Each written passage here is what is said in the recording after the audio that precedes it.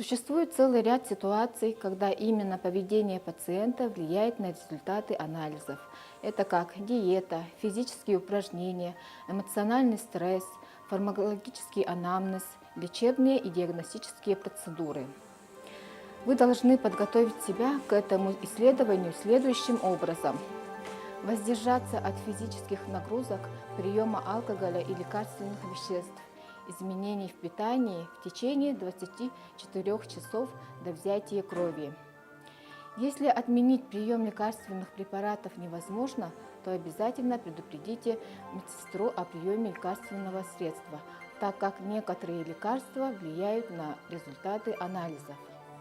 Также не принимать пищу жирную в течение 12 часов. Голодание ни в коем случае не должно быть более 16 часов. Нельзя пить соки, чай, кофе и другие напитки. Используйте для питья воду. Утром после подъема воздержитесь от курения и физической нагрузки.